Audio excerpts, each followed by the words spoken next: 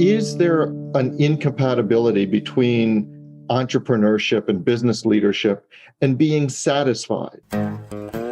Business is messy and unpredictable. Sometimes lonely. So lonely. So lonely. And inspiration can often come from really weird places. We pick up where the bullet point blogs and the highlight reels leave off. We start with the stories. So here's my story. I was listening to Billy Joel on the way down to the office because, as you know, my musical taste took a hard stop in 1987. And the song that came on was Vienna. And I really liked Vienna. I've always liked it. But one of the lines caught my attention particularly for now. And it says, "You've got your passion, you've got your pride, but don't you know that only fools are satisfied?" And I started thinking about that because while it's a great turn of phrase, and I really like the lyrics of the song, I was wondering, not only for me, but for clients and my, the people I associate with, is there an incompatibility between entrepreneurship and business leadership and being satisfied? Saying that I like where I am. I like the people I'm working with. I like the clients. And if you are satisfied with it, it seems to me, and I'm curious as to your reaction, it seems that it's almost a cardinal sin to be in any kind of virtual, let alone in-person networking event and say, yeah, I'm good. I'm not looking for more. I'm not looking to expand. I'm not looking to hire. I'm not looking for real business development. I'm good. I'm satisfied. Or is that just foolish? Yeah. So I love that you were like, I'm not sure that this story will take us any place, but let's see, because I have like 9 places I want to take this. So interestingly, I just pulled up my Spotify like 2020, and because my daughter and I have been going on these drives that she initiated, that we just go driving every now and then to get out, blow some steam off, and we exclusively listen to show tunes and like sing at the top of our lungs, which nice. It is really lovely. And she just turned 14, and as she was describing it to a friend, she said, it's this thing that we do, and it's basically the only time I like to hang out with my mom. So take it, whatever. But we've been listening to a lot of Hamilton, and the song that we always start and end with is the song "Satisfied." That concept of satisfaction is really core to the character of Hamilton, and his lack of ability to be satisfied is both his greatest strength and kind of his downfall also. And it's been a very and that was the song that came up as my Spotify like most listened to song, and it said your theme for 2020 is satisfied. And so and I literally just looked at that 10 minutes ago. So it's kind of funny you brought this up. And it's definitely a concept that I think is really relevant. And I think there's 2 ways that this is an important thing to think about for entrepreneurs. And they're almost the opposite. So on the one hand, I have had many a client for whom they've got that drive. They're always upping the ante, and no matter where they get, it's like a brief stop on the way to the next thing. And I have really worked with them hard to develop any sort of capacity for, it doesn't even have to be contentment, just like appreciation for how far you've come. Because the minute they get to a certain point, they've already moved the needle. So they aren't even often good at that pause of, oh, I've gotten this far. So, we're talking about satisfaction or contentment as if it's long-term, but even just a quick, you're making a very funny face at me and it's distracting. Am I confused? I'm sorry. No, I was wondering how you said you work with them on even getting a moment of satisfaction. And I'm really curious, how do you work with somebody on that? Because I thought this was either hardwired in or not. Okay, so first of all, those are the moments where I sometimes get cranky. But I also do it in sort of a predictive way where, this wasn't a business version of it, but it was one of the funniest things is one of those exact clients constantly did this in business.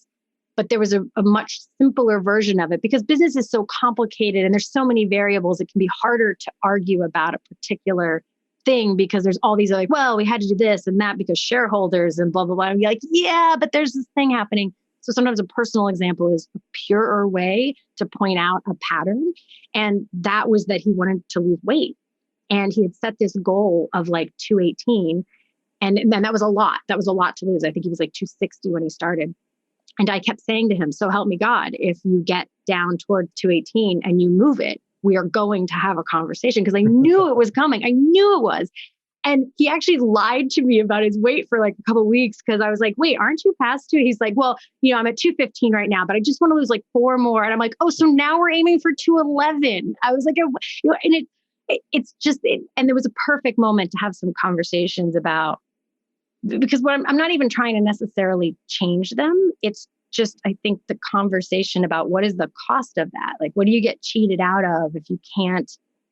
He was so desperate to get to 218 and he didn't even celebrate or acknowledge or give any kind of satisfied credence to hitting 218 because immediately he was aiming for 215 before he even got to 218.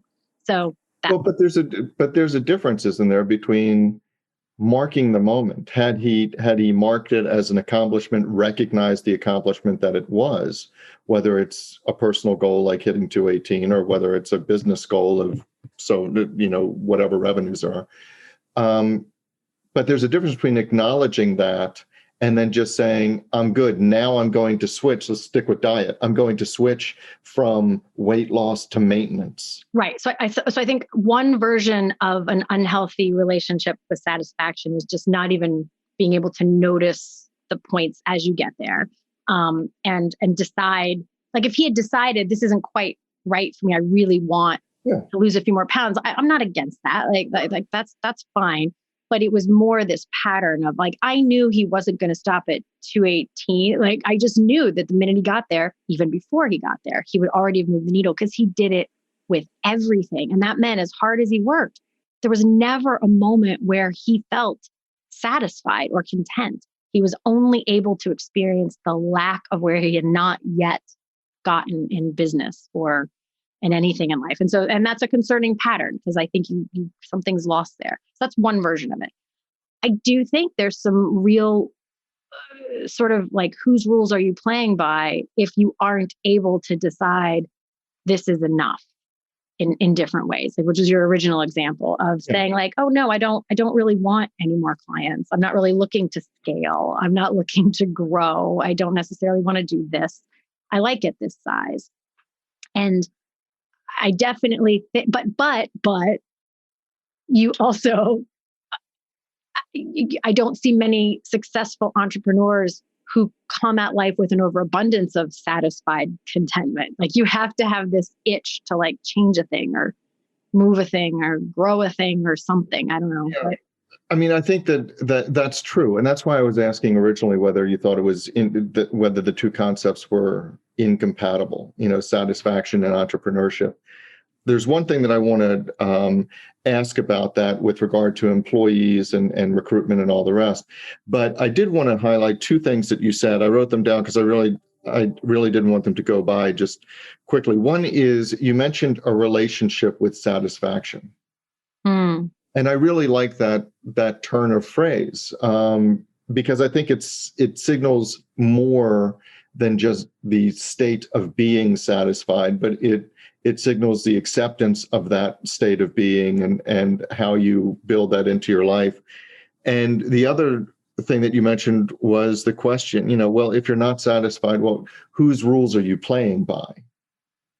Which I think is a really important question to ask if, as I originally posed it, if you don't feel like you can go and tell people that, no, I'm good where I am, because if that's a dirty secret for you, then whose rules are you really playing by? I also think it's a part of the creative process. There, years and years ago, I took this class. I can't even remember what it was called. It was like a game that you could use in a coaching model. And there were these 9 squares, and many of them one was like growth, or one was like audacious action or something like that. Like these different parts of moving through a creative process or trying a new thing. And one of them was the comfort zone. And it was interesting to me because it was the first time I ever heard comfort zone not used in a negative way or in a get out of your comfort zone. Like no one ever says, really snuggle into the comfort zone. It's usually used as synonymous with status quo, which is also not usually used in a positive way. And, but in their model, comfort zone was actually this like resting place in between creative bursts or growth bursts. And then you move through things and then you're in comfort zone until the first itch or thirst for the next phase or thing started. And like, so it was an important part of, it was almost kind of base camps on the way to a summit. Like you don't just plow up Mount Everest, you go to a base camp and you adjust and you live there a little bit. And then you head on up another, at least I think that's how it works. I'm not a mountain climber. No, but I think I've heard. I think it's really interesting because what it brought to mind was after I published my first book, and this is back in '96, so it was The Art of Getting Paid, and I remember driving home from work thinking that, well, that was my one idea and I executed it, so Might as well pack it in. Might as well pack it in. No, and I was kind of depressed because I was like, this was the idea I had and I've done that. And then there's nothing. And it wasn't I wasn't satisfied. I wasn't comfortable being in base camp or a higher base camp, waiting for the next thing. I was really kind of upset, discouraged, frustrated, down on myself that I didn't have anything else right then percolating that was an entrepreneurial idea. And I was in this, well, I'll never have another good idea again. So that was it. Yeah. Kind of place. And at that time, I didn't have the emotional resilience or bandwidth to wait. Yeah. Or just not even just wait, because even that has this, but just like soak it in and kind of to enjoy that. Yeah. Like I didn't. Because I thought that I always had to be jumping from lily pad to lily pad, in terms of, and I was working at the time. So it wasn't like I was between jobs, but I was between initiatives, between things that jumping off points. And I really remember I was not resting. I was getting upset.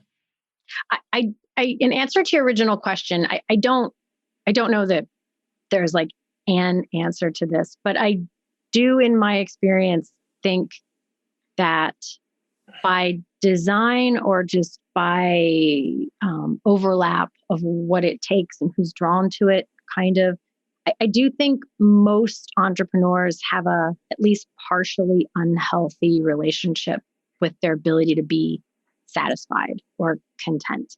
And I wonder sometimes, I mean, I've even said this sentence, like, I wouldn't take that away from you if I could. Like if I could, if I could reach over and extract that puzzle piece out, I'm not sure I would, because I think it might break the machine that gives you that drive to, like, I always want to make everything better. I mean, it was why I was a good COO kind of person. Cause I'm like, ooh, that could run better. Ooh, that could be smoother. Ooh, that could be easier or less redundant or not so annoying or faster or whatever. Like I always want to make things better. Right. And I will tell you, it is also a huge, huge complicator of my life of imagining that there's always a better way. There's always something else. And I'm not the best rester and I'm not the best, just, be content and satisfied with things. And I don't, and I see that in a lot of my clients for sure. So I do think it's a really interesting question.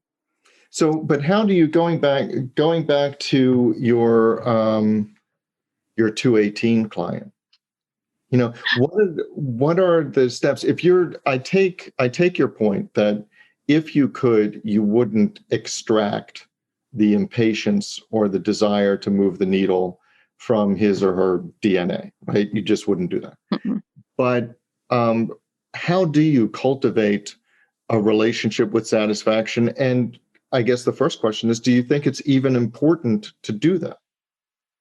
I do. I mean, I really have been soaking in this song and Hamilton, where I mean, the lyrics are literally, he says, you strike me as someone who's never been satisfied. And she says, I'm sure I don't know what you mean. And he was like, I've never been satisfied. And the theme of his satisfaction, or his inability to be satisfied, is one that I've been thinking about a lot. Like, what is it to not be satisfiable? And is that, where are the boundaries of where that has value, and where does it cheat you out of enjoying, what is there and what has been created? And so I personally think, like everything else in the world, just the awareness of it is sometimes it's certainly the first step. And then I think from there, it gets really complicated as to what you do with it. Because again, it's not like you're trying to stop having that drive. It reminds me a tiny bit of when I saw this man talking about how he had conquered a bunch of different kinds of addiction throughout his life. And he had said it was way easier to quit, I think it was like cocaine or something, than it was to eat healthy. And he said, because cocaine, I can just say, okay, I'm never going to touch it again. I'm not going to go around the people who have it. I am not someone who is ever around cocaine. He's like, but imagine if you're like, well, just do like a moderate amount of cocaine 3 times a day. He said, you can't just not eat. You have to find a relationship with food and eating that is sustainable and not unhealthy. And I suspect satisfaction is, especially for entrepreneurs, but probably people in general, is kind of the same. And I think it may be, I think you can have a relationship with satisfaction, but I think that staying there, making that all there is, would not be a good result. First of all, I think it's incompatible with other parts of your DNA. But the other part is I was going to get back to was, I don't know that you could attract the people that you want in your organization to maintain, it still takes fuel to unless you're creating a state agency. What's that? Unless you're creating a state agency, because then, yeah. But it still takes fuel to stay at the same altitude. And if I were to go out, that's a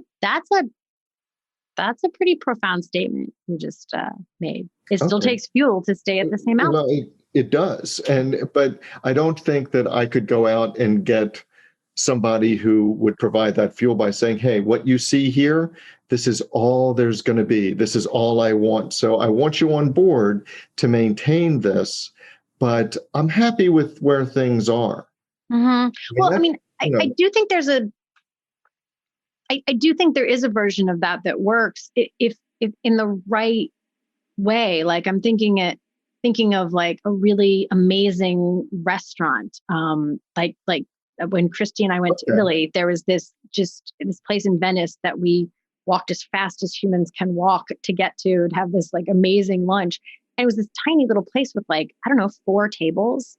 I'd be devastated if I learned that, the owner was like, I really want it to be like an 80-table restaurant. There is something magic about the size and experience of how that place works. And I think that is a vision that people could get behind. Like there's something at the like boutique artisan kind of level craft of things that can be as is, but even within that, there are other ways that you're getting better, or like we're going to have even better food. It doesn't, I guess maybe that's it. Just discerning which things you will stay satisfied and which things you will still have some striving for. Yeah, no, I think that's right. It's hard to figure out at what point, where the water's edge is for staying satisfied in your business. Because you can say, I'm satisfied with earning $3 million, in gross revenue, but you've still got constant turnover. You've got to find new projects. You've got to find new things to work on. You've got to find, other things that are going to allow you to maintain that altitude. So I think it's just really interesting as far as what you can tell people, how you can attract people, how you can keep your team motivated to stay the course. Right. Because I think all of these things go back to, where I've landed as I've thought about this the past month or two is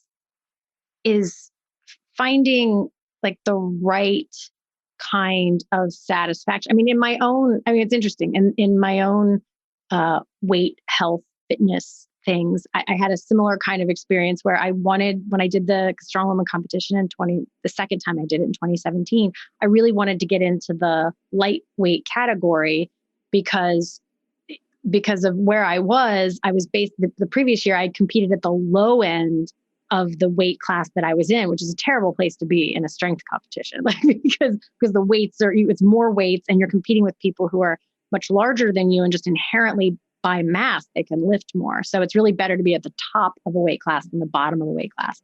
So I had a very real reason I wanted to get down to that weight, and it required losing about 10 more pounds than I would typically ever aim for. But I had a very specific reason. And then there was the sort of ego part of me who was like, and it would be fun to be like super svelty, whatever. I got down there and it was interesting because for me, that satisfaction of the satisfaction monitor, ruler, whatever of, sure, it was great to fit into those like super tiny jeans from a bajillion years ago or whatever, but the lifestyle it would take for me to stay there wasn't worth it. So like this thing of satisfaction, if satisfaction is only ever driving without questioning, what am I aiming for? What am I trying to get to? If it's just drive for drive's sake, I think it has danger. I think if you are, I think I may have said that all wrong. Did I say drive for satisfaction? Anyway, point being, if you're just like driving for more, that's bad. I think there are dangers to just relaxing back into satisfaction, contentment too much, especially for an entrepreneur. So I think the skill is in really questioning and evaluating what you're aiming for and why. Like, why do you want that thing? What's it going to add to your life? And then you can decide, is it worth it? Well, and I agree with you. I think that, and I've mentioned this before, although it's not the most attractive turn of phrase, but the only thing that grows solely for the sake of growth is cancer. So I do think that it's growth without intelligent design is a problem. But what I take from what you said, and I think it's particularly apt at this time of year when so many people, myself included, are looking to the next year and thinking, okay, well, what's going to be different? What are we going to accomplish? What are the next goals? What's the next level up? What's the next step we can take? How are we going to evolve or whatever, whether it's radically or just in small steps? I think that perhaps it's worth it to sit back and say, well, okay, looking back, what am I satisfied with? What parts do I just want to maintain altitude?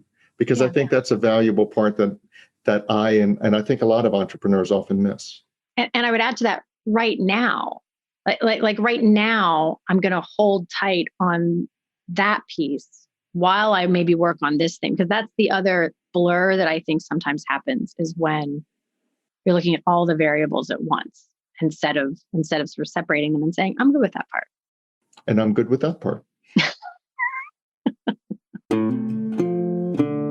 So that's our story. But the discussion doesn't have to end here. No, it does not. In fact, we don't want it to. No, we don't. That is why we actually have our private Facebook group, which we started to make sure that we could get your comments, your rants, your thoughts, your stories. You can find links to that group as well as show notes and links to subscribe via email and how to find us just about anywhere you can possibly find podcasts at sohere'smystory.com. And you can also find us on Facebook and Twitter at SHMS Podcast. And since we know it takes a village. Yes, it does. We'd like to thank our village, our super talented, incredibly patient team. And occasionally snarky team. Yeah, but in the best of ways. In the best of ways. Snarky. Yes. Good mockery. So a huge shout out to the people who actually help us produce our show. First, our sound engineer, Tom Hansen. Thanks to Christy Schmier for our brilliant show notes and all the other fantastic writing she does for us. And to Taylor Mathauer for doing doing just a little bit of everything. Including wrangling us. Which is no small feat. No, it's not. This is Jody Hume. And I'm Elliot Wagenheim. And you've been listening to So Here's My Story.